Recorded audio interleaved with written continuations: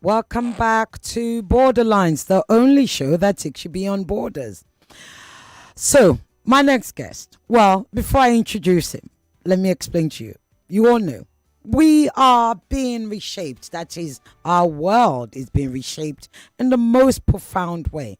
From alleged foreign backed unrest in Nepal to the strategic calculations of the Shanghai Cooperation Organization and to Israel's attempted assassination of Hamas negotiators in Qatar. The ongoing genocide in Gaza is not left behind. Each of these crises may seem isolated to you, but are they? Well, my next guest is a Bangalore based writer, commentator, and geopolitical analyst whose work has become a reference point for audiences seeking clarity outside mainstream Western media. SL Kanthan, welcome to Borderlines. Welcome to Nigeria. Welcome to Lagos, albeit digitally. Thank you so much. I'm so honored to be with you. Indeed, it's an honor to have you. Nepal, let's start with Nepal. Is it foreign backed? Yes, of course. Tell us why. Yeah. Yeah, it's basically the US trying to make sure that the empire is not losing its power. And it's also uh, aimed at containing China. So in Bangladesh last year, the US staged a very similar color revolution based on the young students. And the US also tried to do the same in Indonesia. And that's still going on, actually. I don't know how that's going to end. And the US did the same thing in Sri Lanka in 2022. And in Pakistan also, the US carried out a regime change in 2022. But that was not based on the color revolution. It was simply, the US State Department talking to the Pakistani parliament, and they said, you have to get rid of Mr. Imran Khan because he's too close to Russia. And so if you look at all these countries, you will see that they're all very strategic, surrounding China, and Sri Lanka is in the path of all the trade that China does. So, and if you look at the way that it's being done, for example, Victoria Nuland, who played a very, very key role in Ukraine in 2014, and that was the Maidan coup to get rid of the pro-Russia but a democratically elected leader. And they got hold of a bunch of Nazis and in Kiev, and they got rid of the leader.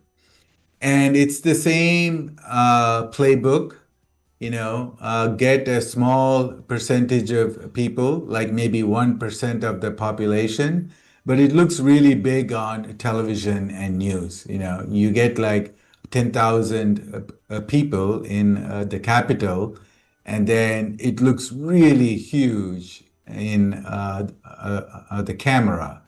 So just with these 10,000 people, and then they bribe some military police, and boom, you're able to do a regime change in whatever country you want. And if you look at Victoria Nuland and Samantha Power, they went to Nepal in 2023. And at that time, I tweeted half jokingly, pray for Nepal, because these two regime change women are visiting Nepal. This is not good. Wherever Victoria Nuland and the USAID goes, you can pretty much be guaranteed there will be an attempt to overthrow the governments. And they do it so blatantly, and they've been following the same playbook for 40 years, you know.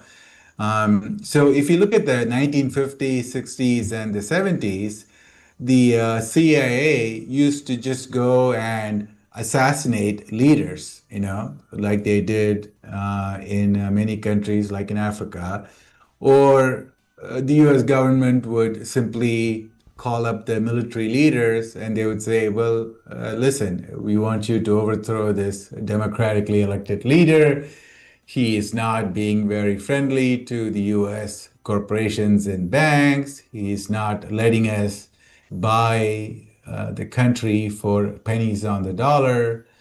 And because, well, your oil belongs to the West. Yeah. Your gold belongs to the West. Your natural resources belong to the West.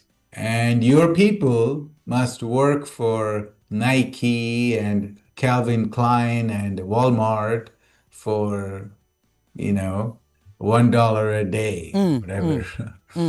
So, you know, like this is just a modern version of the colonialism, but it's more sophisticated, you know.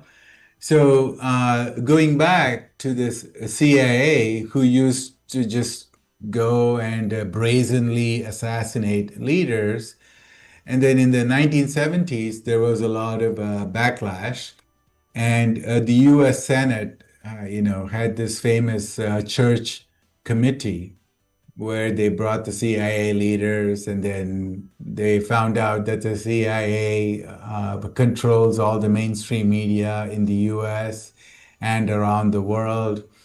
And they were working with the drug traffickers, you know. So the CIA was the biggest, I mean, the heroin drug trafficker in the 1960s and the 70s from the Golden Triangle, you know, like Laos, Myanmar, and Thailand.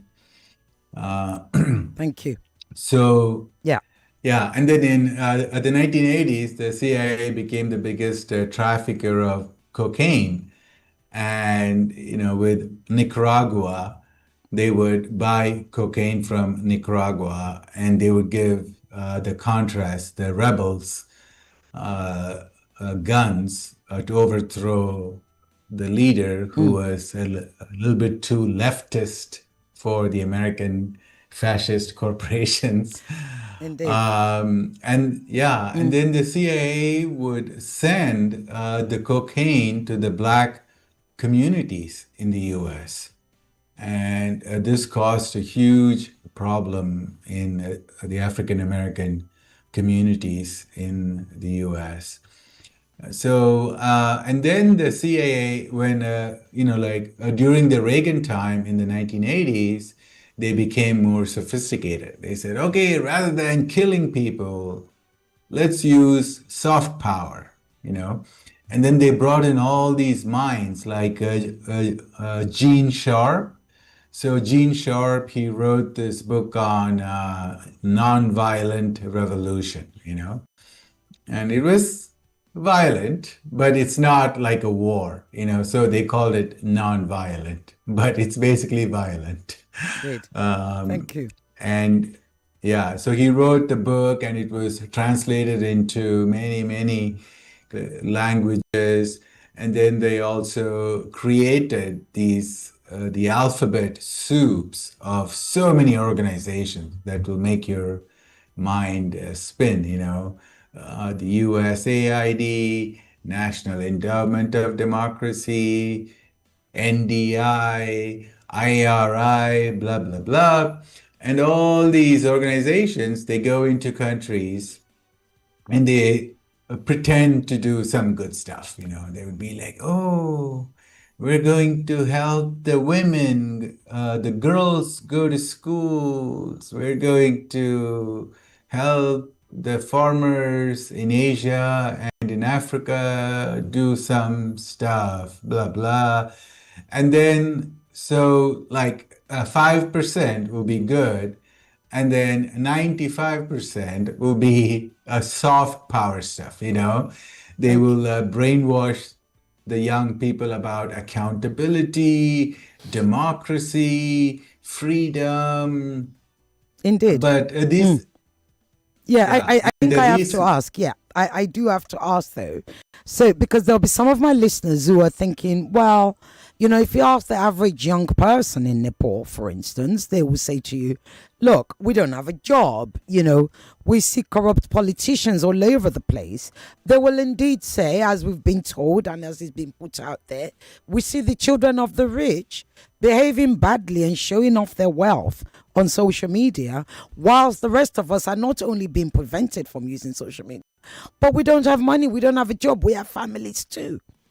What then should we say to them? Is it a case of, and I guess my question is it a case of these particular leaders, irrespective of how much they stand against the colonials, the imperialists, the controlling West, or, like global North, is that then when they fail their citizens, they then provide a vacuum for these, if you sort of like, revolutionary invasions by proxy, if you like. right. So, okay, I want to say one thing. So, first of all, Nepal is not so bad. Okay, so it is a poor country, but if you look at the GDP growth, they grew sevenfold in the last 25 years. Okay, so the GDP per capita grew 7 times in 25 years. That's a very remarkable growth and progress, right? So, like if you ask the Nepalese kids who are fighting corruption, and then you ask them how was the lives of their parents, they will say, "Oh my God, my life is so much better than my parents." So the Nepalese government has done a very good job. And if you do, and they talk about, how a few rich kids are having a lot of money. But if you look at the Gini coefficient index, which measures the inequality, that's zero point 0.3 in Nepal. So that's actually much lower than in India, much lower than in the US, which is 0.4, the Gini coefficient. And Nepal's Gini coefficient is actually the same or a little bit less than in China, the socialist communist country. So it's not that bad, I mean, you always have some rich people, in the US, the top 1%, they own 40% of the wealth. Okay. But the Americans are brainwashed into saying, "Oh no, it's a land of opportunity, and if you are poor, it's your fault." But half of all Americans are broke. 50% of the Americans have no wealth. They own only like 2% of the nation's wealth. And they're just living from paycheck to paycheck. So why is there not a revolution in the USA? There should be a revolution in the USA. Indeed. Right? I mean, yes, you're totally right. But then we have to ask then, is there a social security structure in Nepal? Could that be what's keeping the US from, revolting? Well, no. See, because there's no other country more powerful than the US, right? So just imagine if say Nigeria was more powerful than the US, okay? Then Nigeria will bully America with sanctions so that America will be forced to accept the organizations from Nigeria. Okay. And then Nigerians will go around America and they will establish all these organizations everywhere. Okay. And then people like you will be preaching to the American young people and you will show them all the statistics, and you'll be like, look, America, you are being ripped off by these wealthy 1%. You are Americans. You have guns. You have the right to overthrow Mr. Trump. And then you pay people like millions of dollars, because you are the rich Nigeria. And If only, if and only. if only, yeah, because well, your currency, if you look at the GDP per capita in Nepal, it's only $1,500 per year. Okay, so people are making like $5 a day. Like okay, so they work only 5 hours, so maybe they make like $7-8 a day. So, I mean, in that kind of a situation, for example, last year, the USAID spent about $90 million in Nepal. Why would the US government spend $90 million in a poor country? It's not charity, folks. Okay? When the American empire comes and says, I'm going to spend $90 million on the young people in your country, you should know that there is a regime change just Coming. around the corner. Thank you. Yeah, Thank coming, you. Be very right? worried. Because, Yes. be very worried, pray to God, and run in the other direction. Indeed. Indeed. Because so like say the USAID establishes a center with a wonderful name called Freedom and Accountability. Who doesn't want freedom? Who doesn't want accountability? Yeah. Of course, we all do. Indeed. I mean, I want accountability in Absolutely. India. Absolutely. Yeah. Absolutely. So Indeed. then, Yeah. The USAID pays the kid, like a 19, 20-year-old kid in college, they will pay the kid, say, $500 a month.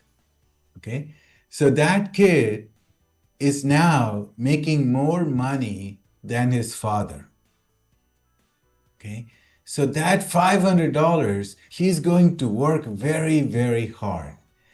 And the USAID will work with the Facebook, Twitter,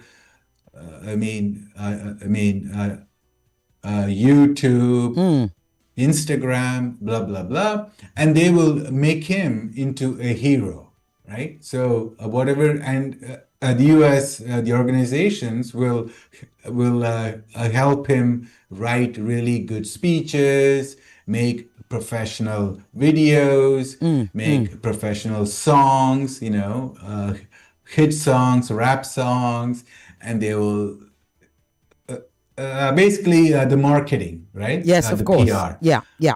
Now the kid, so now the kid, whose father makes $200 a month, and now he makes $500, and he becomes a celebrity, right? And now he's going to work very, very hard, and he's going to recruit, 500 people, and then that's how the U.S.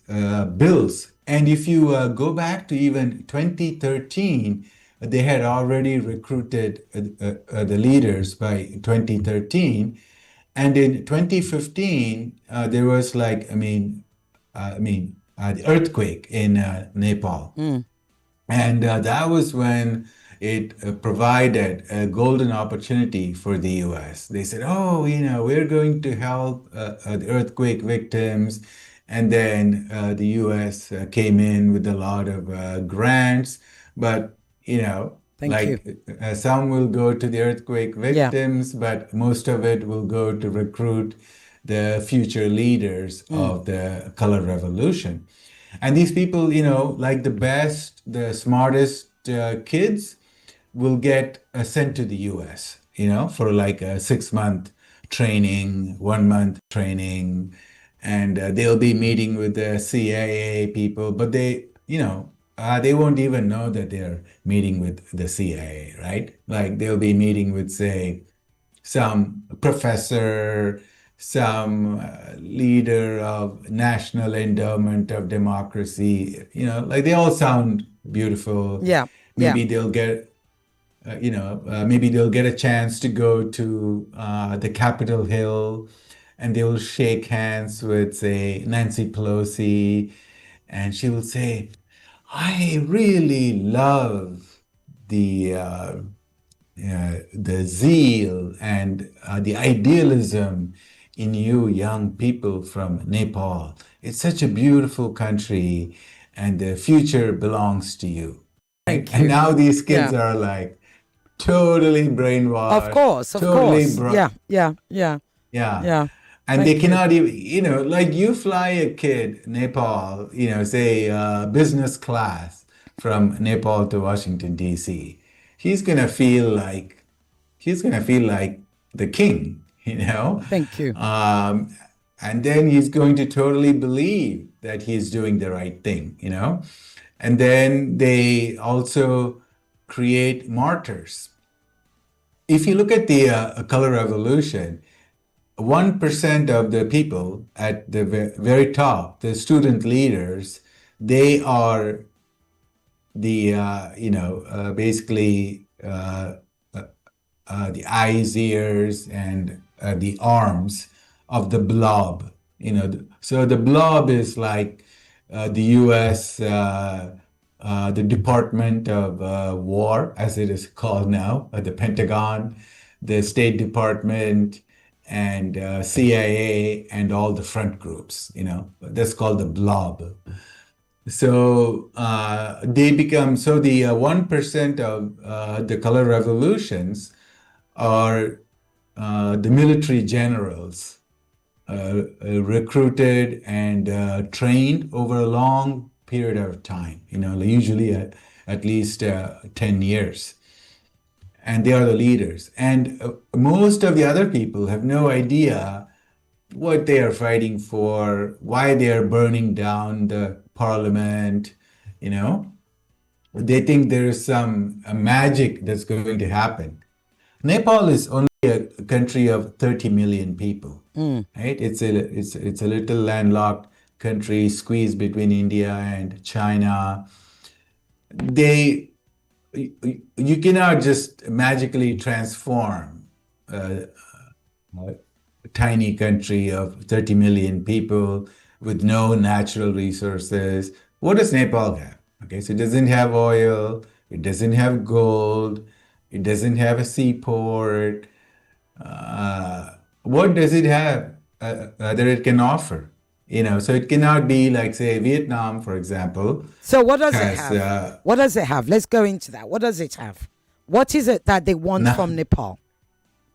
Oh, that's a very good question. They would want Nepal to back away from China, say no to China's Belt and Road Initiative, Right. and right. So because China wants to have very good relations with Nepal, right? It's a bordering country. It's very strategically located, and China doesn't want Nepal to be turned into a military base for the U.S. Right? So if things go well, Nepal will have a puppet of America who will then turn against China. Who? Go ahead. So let me. So Yeah. I now need to interject because it then brings me on to the question on everybody's lips, at least the watchers, those of us who watch these things, is why hasn't China stepped in? Why is China allowed it to go on for so long? Why haven't they interjected, if you like? Yeah, which I don't know. I mean, so like if I were in Beijing, I would have said, hey, let's help the Nepalese government survive any color revolutions. We saw Victoria Nuland come to Nepal. We see all these activities of USAID. We should have some monitoring of the Facebook groups. We should have monitoring of the students. We should have monitoring of the activities.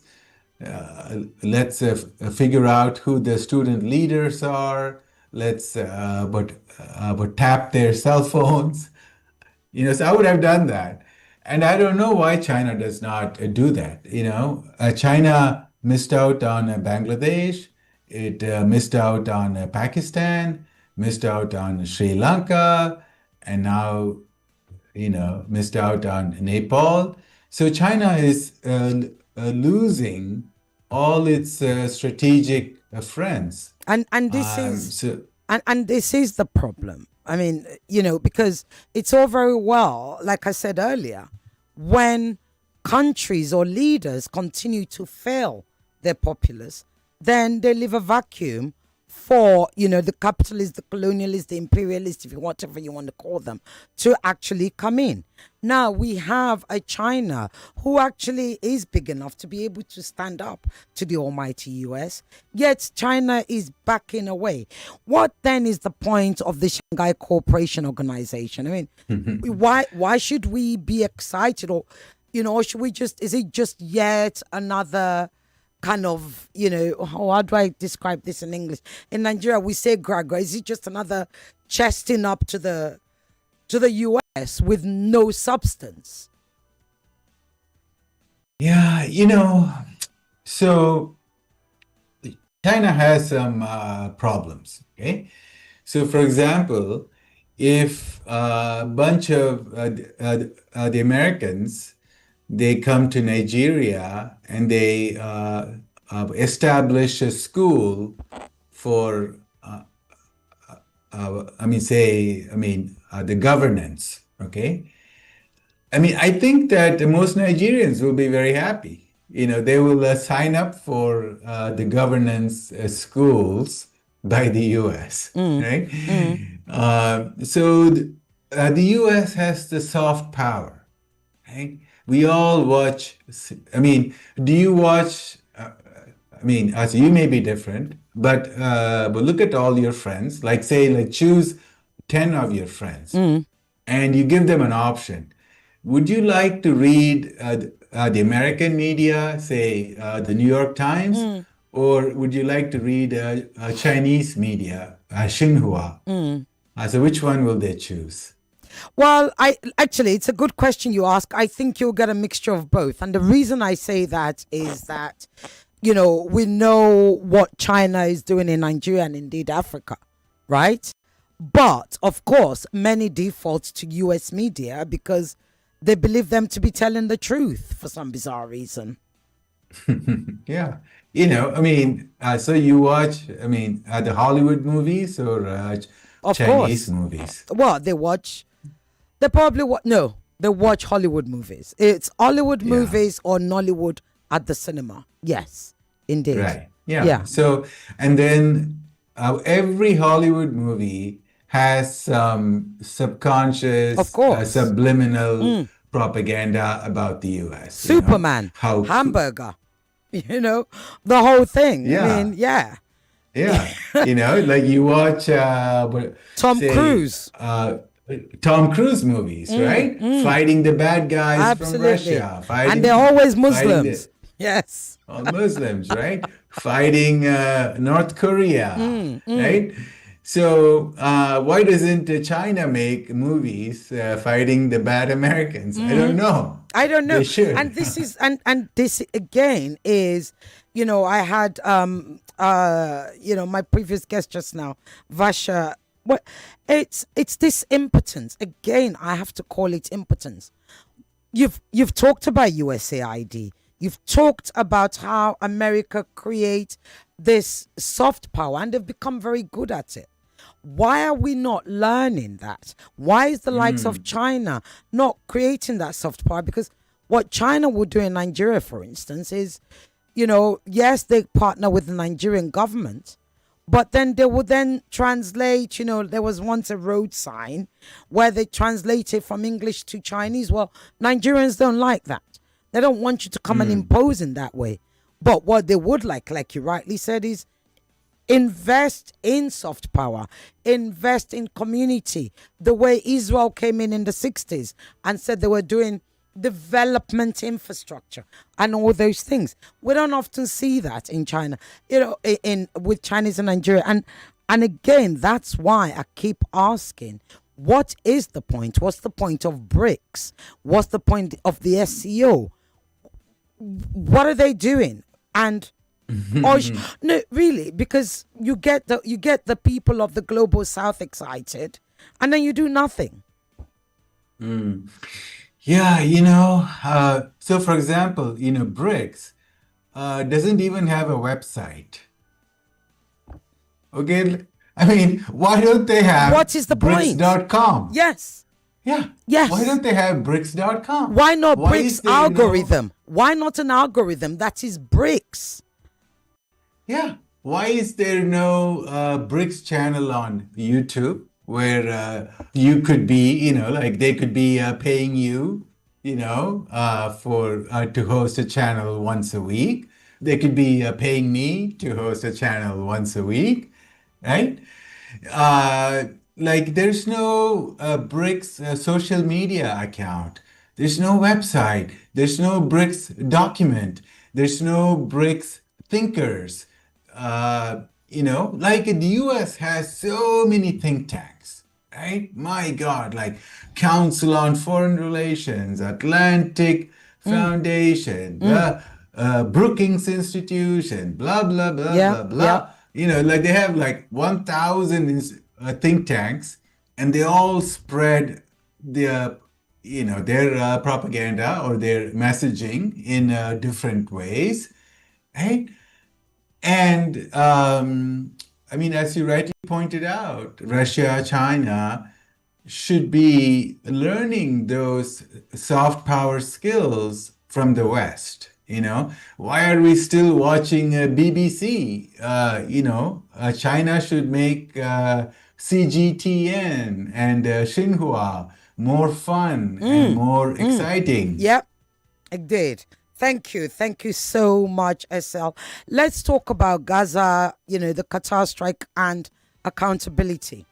So, Qatar's prime minister condemned the recent Israeli strike in Doha that killed Hamas's negotiator. Well, it didn't kill Hamas's negotiators, it killed, members of Hamas, indeed, their security team. And, the prime minister called it state terror.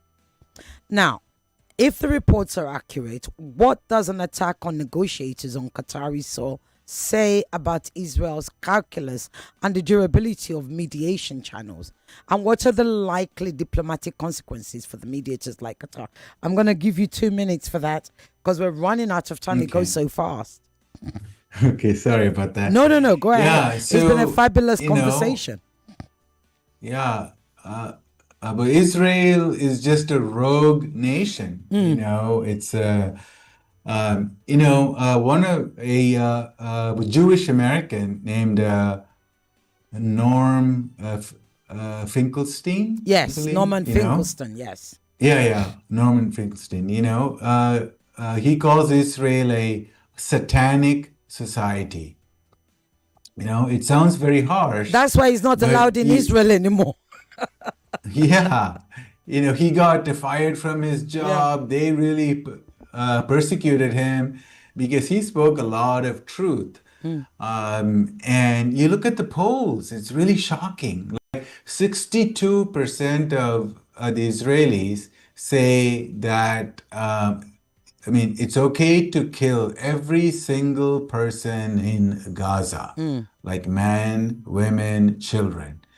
And there are like rabbis who come out and say, we have to kill the children because one day they're going to turn into Hamas.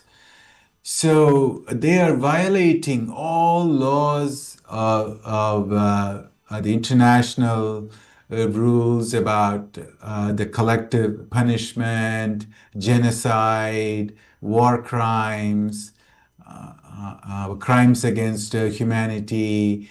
But they're also violating all the basic laws of humanity. Like you don't need to read a legal book to know that it's wrong. what they've been doing to the Palestinians since the 1940s, and Gaza is basically a prison. The people cannot leave Gaza, and they cannot even work properly, like they don't have factories, they don't have farms.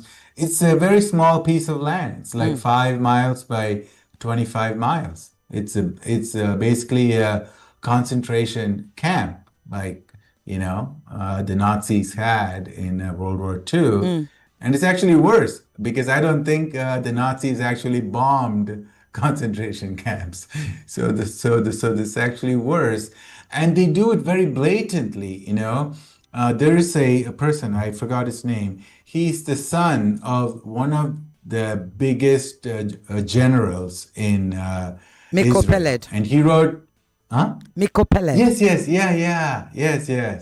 And he talks about, how when Israel bombed Gaza in 2012, for example, they chose the specific time in the morning, like 11:15, when the schools, they switch the shifts, Gaza doesn't have enough schools for the kids to go for 7-8 hours. So they go to school for like 3 hours or 4 hours, and then they leave at 11:15, and then the fresh batch of students go to school at that time. So at 11:15 in the morning is when you'll have the maximum number of children on the streets of Gaza. And that's exactly when Israel would drop huge bombs, to maximize the number of deaths of children. And now some the American and European doctors who have been to Gaza, they say they find sniper bullets in the heads of children, like 4, 5, 7 years old. And they deliberately, bomb the hospitals, bomb the schools, they kill all the media people. More media people have died in Gaza than like during Vietnam War or World War II, things like that. Indeed. I mean, and this is it. You've given us very good examples. Then one has to ask. You have the UN Special Committee. You have a number of UN experts. Indeed, you have genocide scholars. I mean, a lot of the people in the world didn't know there was such a thing as genocide scholar. In fact, you have the most senior, most experienced Jewish genocide scholar. Have all agreed that what's going on in Gaza is a genocide. Yet you have the Western countries, Western governments who do not want to use that word. You have the Western, media channels, mainstream, who do not want to use the word genocide. Indeed, the BBC has been exposed as one of those. What is it? Why are they so afraid of that word? Is it some sort of legal caution or geopolitical calculation or domestic politics? What is it? Or is it sinister? Is it more sinister than that? Well, one is the lobbying groups. There are a lot of Jewish lobbying groups, like, 50, 60 of them all around the world. And they're very powerful. They have a lot of money. And they buy politicians, they call it lobbying, but it's basically bribing, I mean, if some businessman, in Nigeria, he goes with a big suitcase full of money to a politician, people will say, oh, that's bribing. We should send the politician to prison for accepting a bribe. Yeah. And then, but we have lobbying, and they do it very openly. They're like, oh, we gave $100,000 to this congressman. So there is one congressman, there are like a few, like maybe two 3 or 4 congressmen in the last 40 years who have had the bravery to speak against Israel and the pro-Israel Jewish lobbies. APAC. Yeah. But Yeah.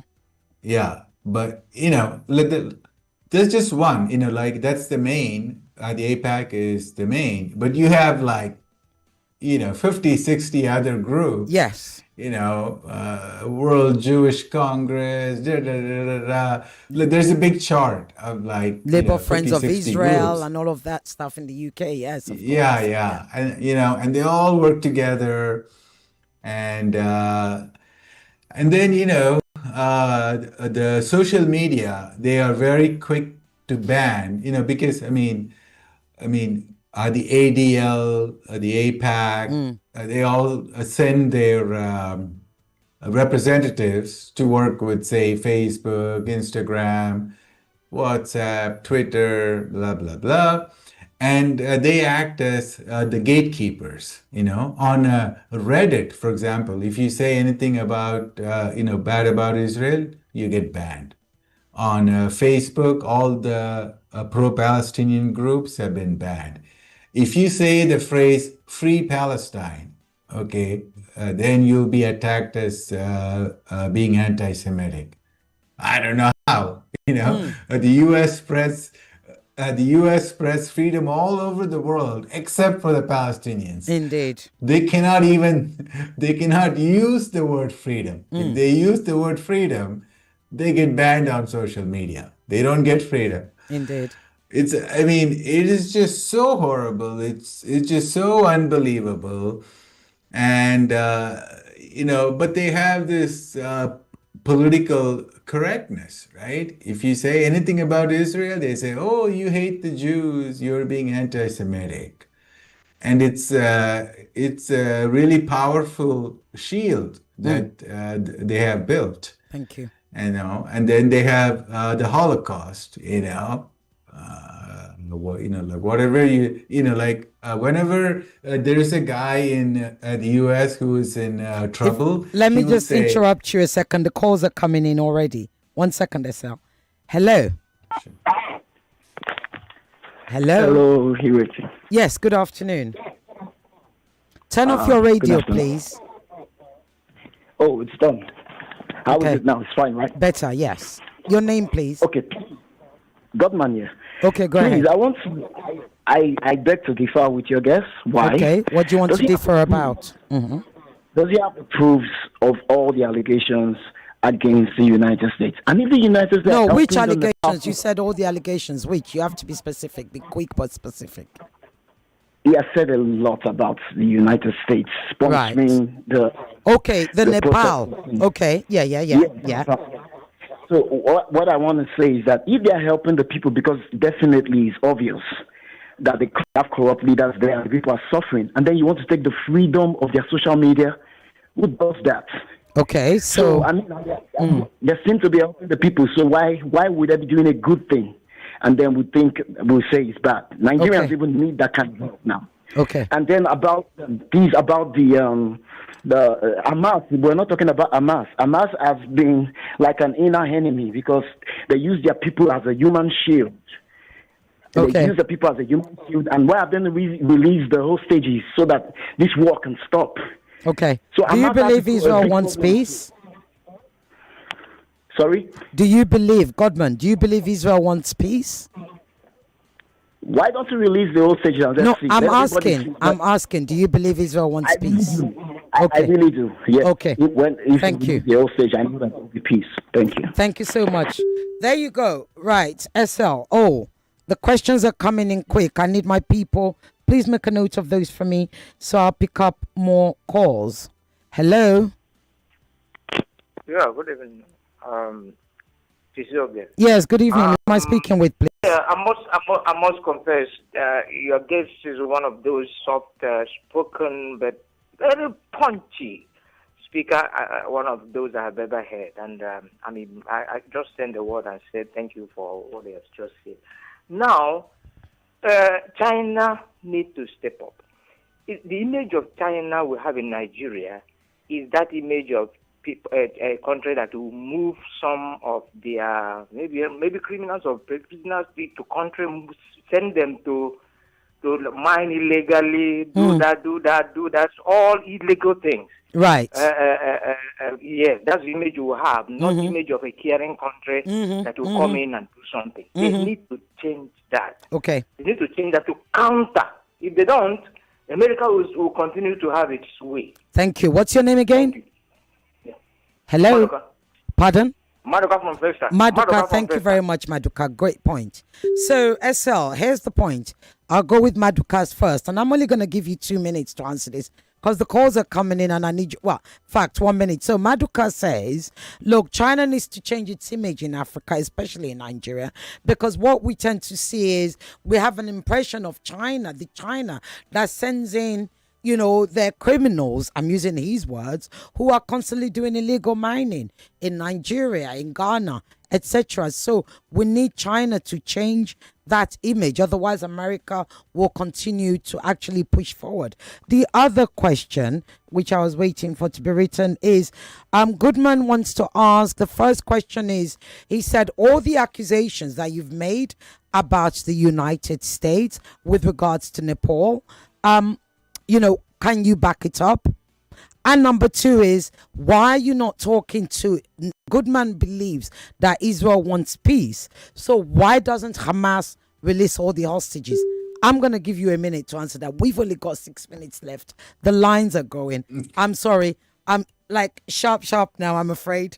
Yes, thank you, my brother. Okay. Yeah, with Nepal, if you listen to the program, I went through a lot of facts You did. about USAID, Victoria Nuland, Samantha Power, and we went through Belt and Road Initiative, Yeah. why Nepal is strategic and so on. So that's obvious. And, you know, like if you have, studied the color revolution over the last 30 years, you could see it from a mile away. Thank you. And as for Israel, they don't want peace. You know, have you seen the map of the greater, Greater Israel? Yeah.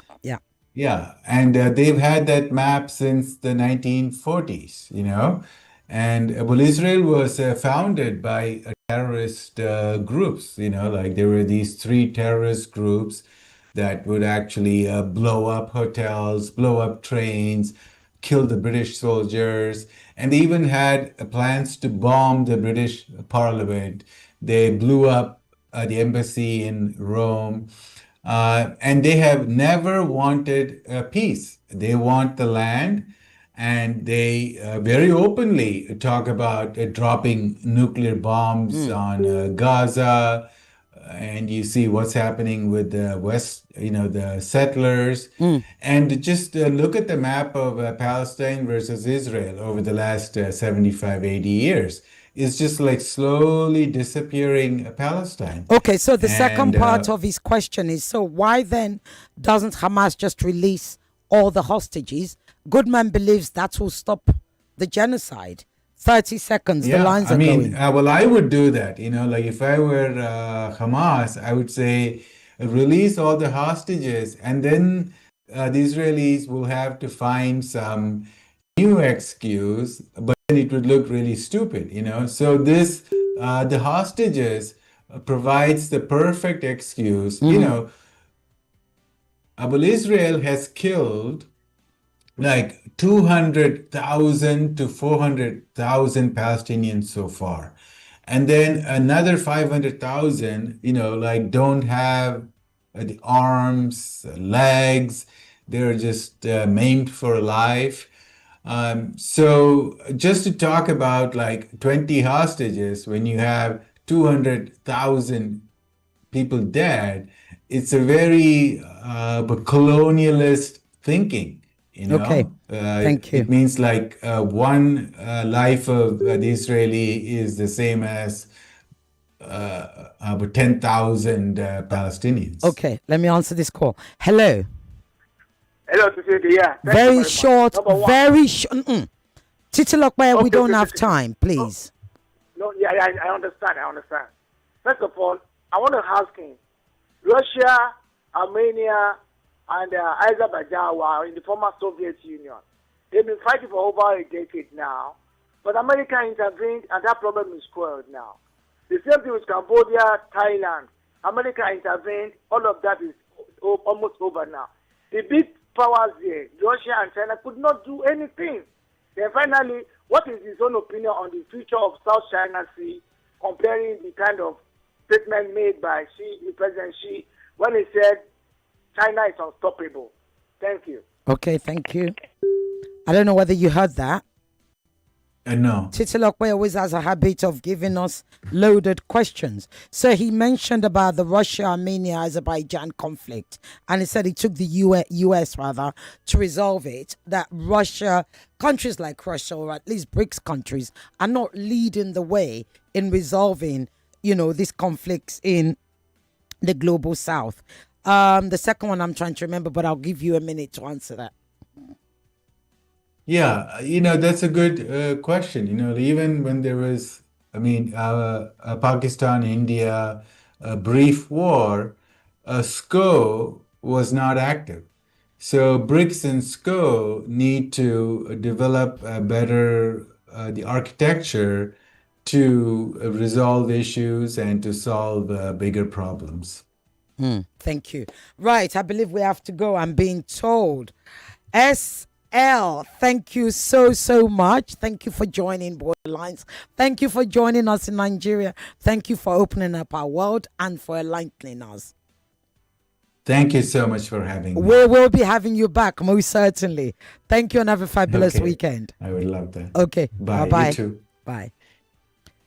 Lagos, Nigeria, wherever you're joining us from, that's the end of another episode of Borderlines, the only show that takes you beyond borders. We'll be back here next week talking everywhere beyond Nigeria. Bye-bye. Have a wonderful weekend.